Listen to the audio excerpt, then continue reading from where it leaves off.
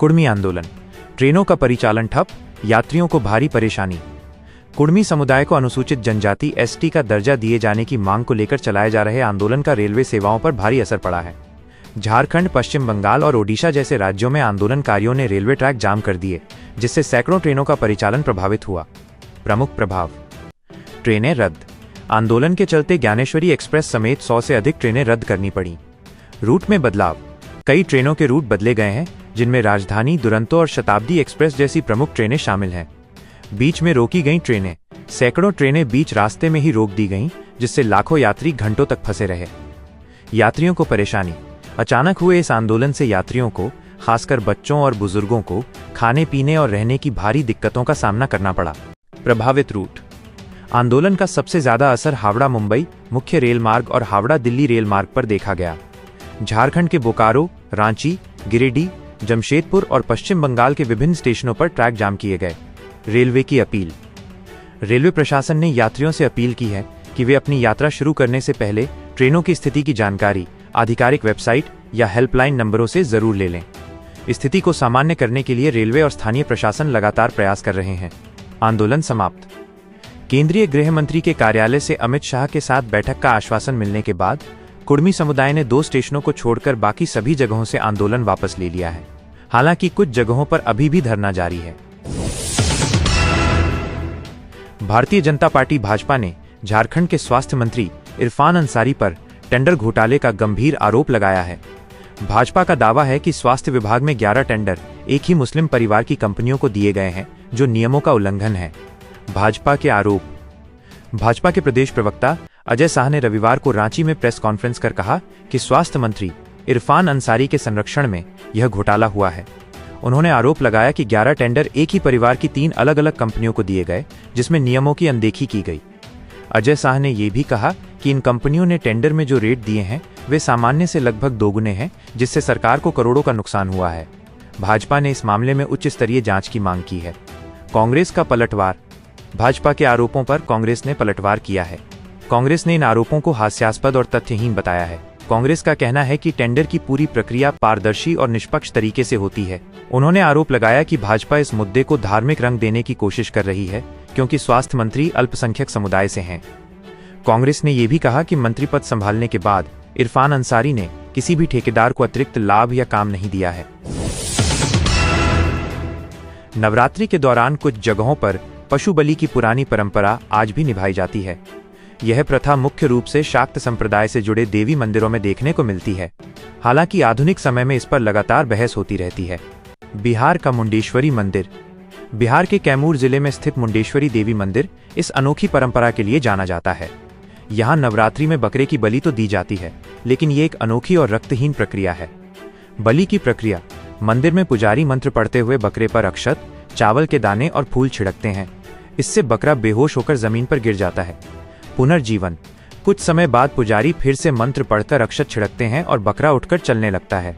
महत्व: ये प्रक्रिया रक्तहीन बलि कहलाती है, जिसमें किसी भी जानवर का वध नहीं किया जाता। ये सदियों पुरानी परंपरा है जो आज भी कायम है। अन्य जगहों पर बलि प्रथा: बिहार, पश्चिम बंगाल और नेपाल के कुछ हिस्सों में भी नवरात्रि के दौरान पशु बलि देने का चलन है। इन जगहों पर यह माना जाता है कि देवी को प्रसन्न करने और मनोकामनाएं पूरी करने के लिए यह आवश्यक है। धार्मिक बहस: जहां एक तरफ कुछ लोग इसे अपनी आस्था और परंपरा का हिस्सा मानते हैं, वहीं दूसरी तरफ कई धार्मिक विद्वान और समाज सुधारक इसका विरोध करते हैं। उनका कहना है कि हिंदू धर्म के कई पौराणिक ग्रंथ और वेद पशु बलि का समर्थन नहीं करते। प्रतीकात्मक बलि: कई जगहों पर पशु बलि की जगह प्रतीकात्मक बलि दी जाती है, जिसमें नारियल, गन्ना या कुम्हड़ा, कद्दू जैसी चीजों की बलि दी जाती है।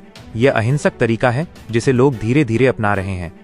कुल मिलाकर भले ही कुछ स्थानों पर सदियों पुरानी ये परंपरा जारी है, लेकिन आधुनिक समाज में इसे लेकर जागरूकता बढ़ी है और लोग अब हिंसा रहित तरीकों की तरफ बढ़ रहे हैं। बोकारो स्टील प्लांट बीएसएल के लगभग 22,000 ठेका श्रमिकों के लिए खुशखबरी है। प्रबंधन ने इस साल बोनस भुगतान की घोषणा कर दी है, जिसकी राशि 10,000 रुपए से लेकर 16,000 रुपए तक होगी। ये राशि सीधे कर्मचारियों के बैंक खाते में भेजी जाएगी। मुख्य जानकारी: बोनस की राशि न्यूनतम 10,000 रुपए से अधिकतम 16,000 रुपए। पात्रता: ये लाभ उन ठेका श्रमिकों को मिलेगा जिनका मासिक वेतन 21,000 रुपए से कम है। भुगतान की शुरुआत: इस हफ्ते से ही बोनस का भुगतान शुरू हो जाएगा।